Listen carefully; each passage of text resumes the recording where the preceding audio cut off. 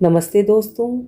आज सुनिए प्रवासी कहानीकार सुषम बेदी द्वारा रचित हिंदी कहानी गुरु माई, जो छद्म आध्यात्मिकता और मानवीय कमजोरी पर कटाक्ष करती है। ये कहानी बताती है कि कैसे लोग अकेलेपन और जीवन के द्वंद्वों से भागकर गुरुओं की शरण में जाते हैं, लेकिन वहाँ भी उन्हें केवल दिखावा मिलता है। मनोवैज्ञानिक और सांस्कृतिक संघर्षों को दर्शाती ये कहानी सुनिए मेरी जुबानी। मैं हूँ सीमा सिंह। उस बड़े से हॉल के एक सिरे पर सिंहासन नुमा चौड़ी सी आराम कुर्सी थी, जिस पर लाल रंग का रेशमी कपड़ा बिछा था। कपड़े के किनारों पर सुनहरी धागों से कढ़ाई की हुई थी। सिंहासन के ठीक ऊपर छत्र था, गुलाबी रंग का, जहाँ दोनों ओर खड़े सफ़ेद कुर्ता पाजामा पहने दो युवक गुरु माई पर पंखा झुला रहे थे। गुरु माई बहुत शांत निरुद्विग्न सी बैठी थी अपने सिंहासन पर, आंखें ठीक सामने देख रही थीं। कभी कभी हॉल में बैठे भक्तों की भीड़ पर नज़र दौड़ा लेती, फिर अपने आप में अवस्थित, जैसे कि ध्यान में ही हों। हॉल में एकदम चुप्पी थी। सब इंतज़ार में थे गुरु माई के आशीर्वाद के। उनके मुख से निकलने वाला हर वाक्य आकाशवाणी की तरह पवित्र और पूज्य था। क्या गुरु माई अपने वचन की इस ताकत से परिचित थी? शायद हाँ, शायद हाँ, शायद नहीं। एक एक करके लोग उनके पास जाते, कुछ चरणों को छूकर नमस्कार करते, कुछ साष्टांग प्रणाम की मुद्रा में चरणों पर शीश रख देते। गुरु माई हाथ बढ़ाकर कभी सिर या माथा छूकर आशीर्वाद देती और वे लौटकर अपनी जगह पर आ जाते। उनकी आंखें गुरु माई के चेहरे को ताकती अघाती न थीं। एक तेज था वहाँ, यो भी गुरु माई का चेहरा खूबसूरत था। बड़ी बड़ी आंखें, पतली नाक, गोल मक्खन सा चिकना चेहरा, भरे भरे गुलाबी गाल, रंग मोतिया के फूल सा उजला, और उस उजलेपन को और भी रेखांकित करती खुली घनी लंबी और गहरी काली केश राशि। शायद अब वही रूप ईश्वरीय तेज बनकर भक्तों को दिखता था। खासकर अब उसमें ध्यान भाव की गरिमा भी तो घुल मिल गई थी। 40-45 की उम्र में भी जवान दिखती थी गुरु माई। शरीर भरा हुआ जरूर था, पर मोटी कहने में हिचकिचाएंगे आप। बस इतना मोटापा जो आपके व्यक्तित्व में गुरु गंभीरता ले आए। उसका आत्मविश्वास देखकर मैं हैरान थी। क्या वो सचमुच अपने आप को इतनी गंभीरता से ले लेती है? मुझे इस सारे नाटक के बाद उससे अकेले में मिलना ही था। मैं तो आई ही इसलिए थी। कल जब अमरनाथ जी ने कहा कि आपकी सखी राजी माँ आई हुई हैं और कल यूएन के हॉल में उनका आशीर्वचन है, तो मैं हैरान हुई थी। मुझसे तो उसने कुछ संपर्क नहीं किया इस बारे में। एक बार बेटे के इलाज के लिए अमेरिका आई थी तो मेरे पास ही ठहरी थी। इस बार सूचना तक नहीं। अमरनाथ जी ने मेरे चेहरे का भाव पढ़ लिया होगा। आपकी सहेली होगी, अब तो वे गुरु माई हैं। बहुत फॉलोइंग है उनके। चेलों ने ही बुलाया है। न्यूयॉर्क के इस हॉल में भक्तों के बीच बैठी सोच रही हूँ कि ये लड़की मेरी सहेली थी। हजारों बार इसके आंसुओं को पोंछा है मैंने। सच, कितने कष्ट पाए हैं इसने। इसकी पीड़ाओं, इसके पति की ज्यादतियों, उसकी कटुक्तियों और अवहेलनाओं की कैसे करीब से साक्षी रही हूँ मैं। आज वो मुझे दोस्त की तरह देखना नहीं चाहती, मुझसे एक दूरी बनाकर ही बैठे रहना चाहती है, जैसे कि मेरे साथ कोई पुरानी पहचान ही नहीं। अगर थी भी तो नाम मात्र की। देखती क्यों नहीं मेरी ओर? सामने तो बैठी हूँ। खैर, लाइन खासी लंबी है, शायद मैं नहीं दिख पा रही होंगी। यही तसल्ली का तरीका था, वरना भीतर कितना कुछ खदबदा रहा था। मैं काफ़ी देर इंतज़ार के बाद उसके पास जा पाई।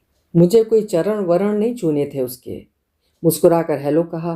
वो बिना किसी तरह की मुस्कान लाए सीधी निर्विकार सी दृष्टि किसी शून्य बिंदु पर टिकाए रही। शायद उसने मेरा हेलो कहना सुना नहीं, या फिर अनदेखा कर दिया। मैंने धीमे से उसे जल्दी जल्दी करके कहा, पहचाना मुझे? बतलाया तक नहीं कि अमेरिका आ रही है?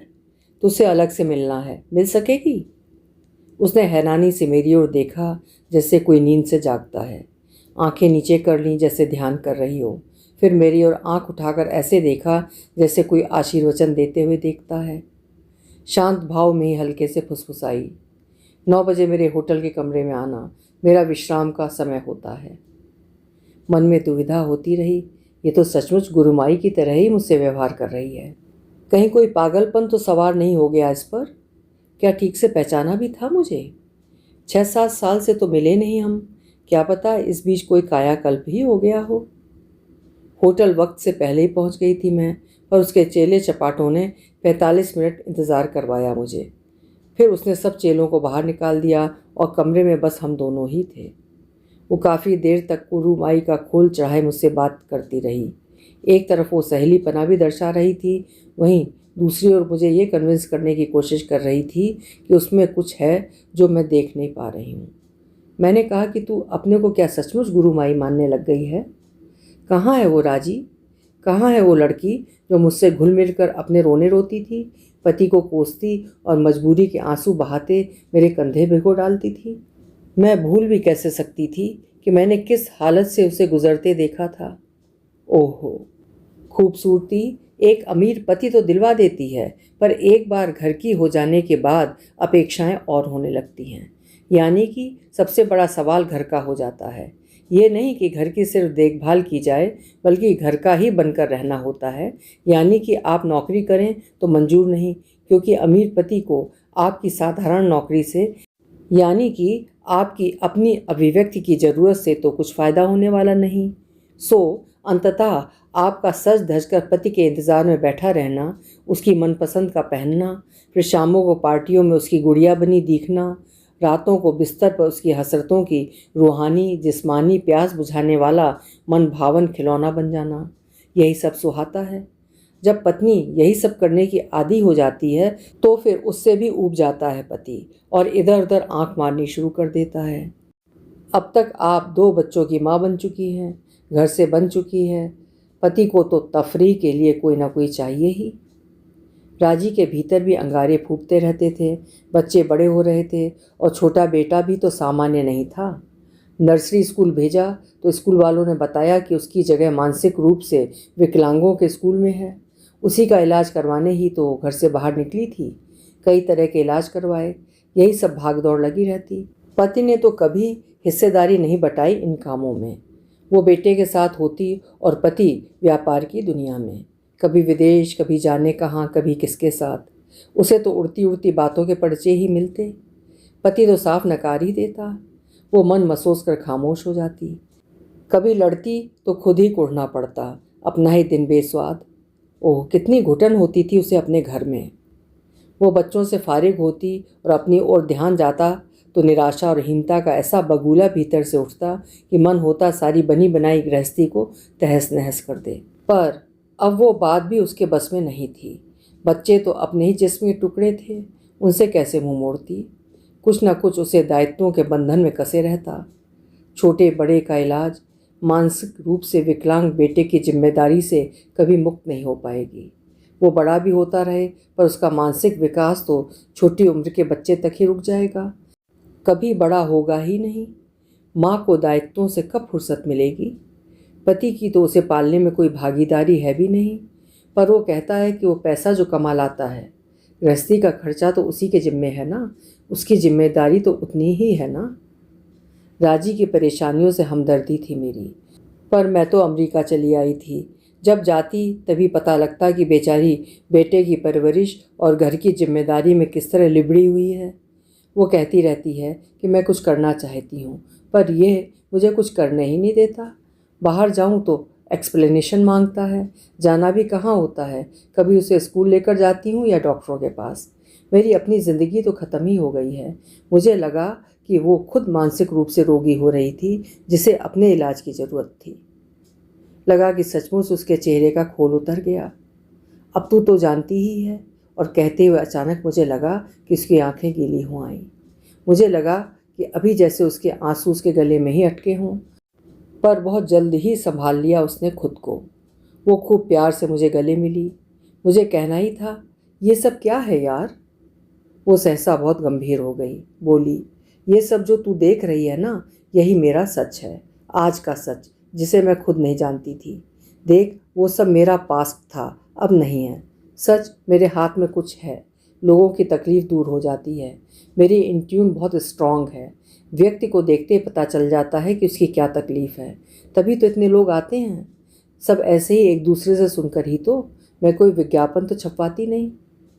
वो बोलती रही, यूँ मैं बहुत देर तक अपनी इस ताकत से अनजान रही, फिर संदिग्ध और अंततः आश्वस्त। बस ऐसी आश्वस्त कि मुझे लगने लगा कि अपने आप ही बिना किसी आयास के मेरे मुख से अलौकिक वचन ही निकलते हैं। अगर पता होता तो बहुत पहले ही लोगों का भला शुरू कर देती। ये सब तो होते होते ही हुआ। अब तो लगता है कि बहुत लोगों का मेरे हाथों भला होना है। मुझे लगा कि वचन बोलते बोलते ही वो भीतर से कहीं खाली हो गई है, जैसे भीतर कभी कुछ था ही नहीं। उसके चेहरे पर उभरने लगे थे फिर वही घाव, दर्द, चोट, थकान और ऊब। पर वो मेरी ओर मुखातिब होकर कह रही थी, देख, अपना ध्यान रखना। तेरे चेहरे से मुझे लग रहा है कि तेरी सेहत खराब होगी। कल दिन में आना तो मैं तेरी हीलिंग कर दूंगी, फिर बची रहेगी किसी बड़े अटैक से। यूँ तो तब मैं भारत में ही थी जब उसने प्राणिक हीलिंग सीखनी शुरू की थी। मैंने इससे ज़्यादा कुछ माना नहीं था। मुझे लगता कि बेचारी दुखी है, कोई ना कोई शीशा तो चाहिए ही। राजी ने तब मुझे बतलाया था कि उसकी सहेली उसके जैसी ही एक अभिशप्त माँ ले गई थी प्राणिक हीलिंग के लिए। फिर जापानी रेकी सीखी, पूरा कोर्स किया। अपने आप को हील करती, तकलीफ कम होती, मन को सुकून मिलता। ऐसे ही एक बार उसकी सहेली ने सख्त सिर दर्द की शिकायत की तो राजी ने अपनी नई सीखी विद्या के इस्तेमाल से उसे ठीक कर दिया। फिर तो सभी सहेलियां, सहेलियों की सहेलियां, उनके परिवार के सदस्य राजी की राय लेते, इलाज करवाते। मैं उसकी बात पर हंस नहीं सकी। वो सचमुच बदल चुकी थी। वो अपने बारे में इतनी गंभीर थी कि मेरा उसे पुरानी दोस्ती की ज़मीन पर लाना असंभव दिख रहा था। यूँ वह अपनी पूरी दोस्ती जता रही थी, स्नेह भरी बातें कर रही थी। अकेले में मिलने का मौका इसी बूते ही तो दिया था। पर फिर भी एक बात के लिए खुद को रोक नहीं पाई, पुरानी दोस्ती और आत्मीयता के नाम पर ही। तेरे मियाँ को कोई ऑब्जेक्शन नहीं कि तू इस तरह अकेली घूमती है? अब वो इजाज़त दे देता है? उसके चेहरे पर ढेर सारी मुस्कुराहट बिखर गई, लगभग हंसी पड़ी वो। उसका तो काया पलट हो गया है एकदम। नाम हो गया है ना मेरा, तो उसको भी ज़्यादा लोग पूछते हैं अब। उसको तो आराम से क्लाइंट्स मिल जाते हैं अब। उसका जिस किसी से काम होता है उसे इलाज का लालच देकर फंसाता है। मैं तो खैर सभी का इलाज करती ही हूँ, पर वो बड़ा एहसान जता कर लाता है उनको मेरे पास, ताकि उसका काम बनता रहे। I don't care for him. बहुत मीन आदमी है वो। हर जगह अपने बिजनेस का मतलब ही रहता है उसे। मुझे अपनी अलग गाड़ी, ड्राइवर और अलाउंस दिया हुआ है ताकि अपनी सहूलियत से आ जा सकूं। पर उससे क्या, my needs are met anyway. कोई ज़माना था कि खुद तो ऐश करता था और मुझे घर से बांध कर रखा था। अब मैंने बोल दिया है, जब मैं बाहर रहूं तो छोटे का ख्याल उसी को रखना होगा। वैसे तो अब वो काफ़ी आत्मनिर्भर हो गया है, फिर भी ध्यान तो रखना ही होता है ना। Poor child, he will always need some supervision. अब तो उसकी छोटू से दोस्ती सी हो गई है, पहले तो कभी बाप का धर्म निभाया ही नहीं था। मैं भी मुस्कुरा पड़ी थी, मन को बड़ी तसल्ली सी हुई। हाँ, तो अब उसके भक्त उसके पति के क्लाइंट्स बन गए हैं, या कहिए कि पत्नी किसी न किसी तरह सबको संतुष्ट तो कर ही देती है। पति खुश और पासा पलट गया है, अब वो रौब से रहती है।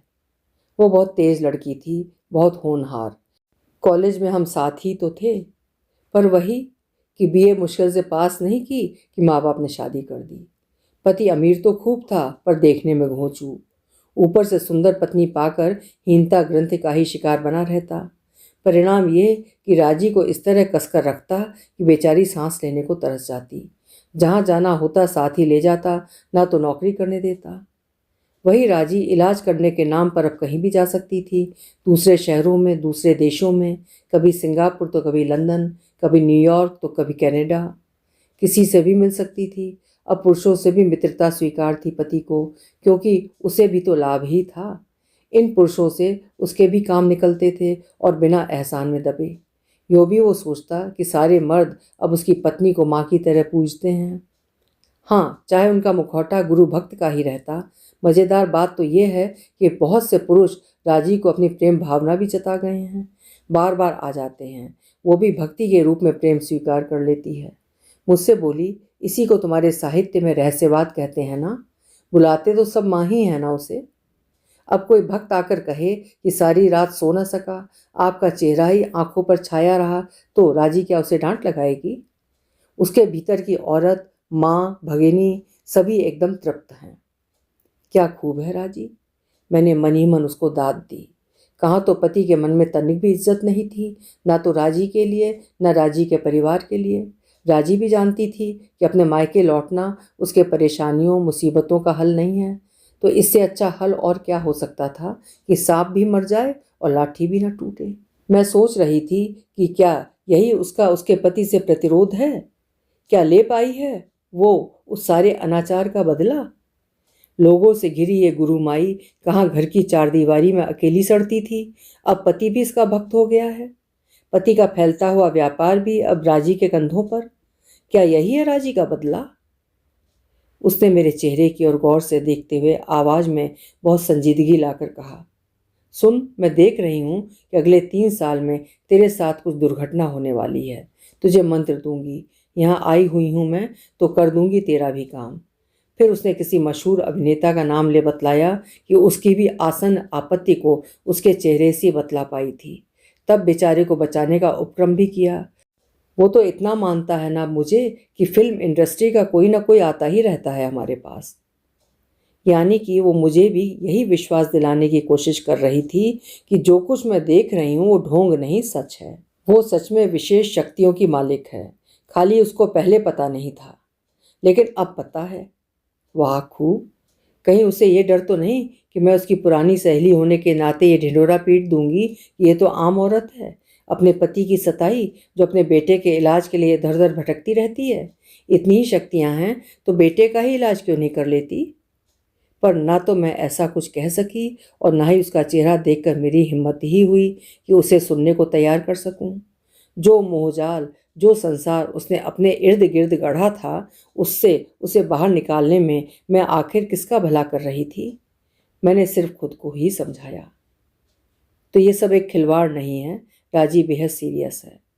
मैं उसका चेहरा पढ़ने की कोशिश करती रही, लेकिन कुछ स्पष्ट नहीं हुआ। बस सोचती रही कि क्या यह उसका पति से प्रतिशोध या एक और रणनीति, ऐसी रणनीति जो कभी अचूक नहीं होती। अभी आप सुन रहे थे प्रवासी कहानीकार स्वर्गीय सुषम बेदी की लिखी हुई कहानी गुरु माई। कहानी आपको कैसी लगी अपने विचार कमेंट सेक्शन में ज़रूर लिखिएगा। पसंद आई हो तो कहानी को लाइक करिएगा और चैनल भी सब्सक्राइब कीजिएगा। कल फिर मिलेंगे। आपका समय शुभ हो।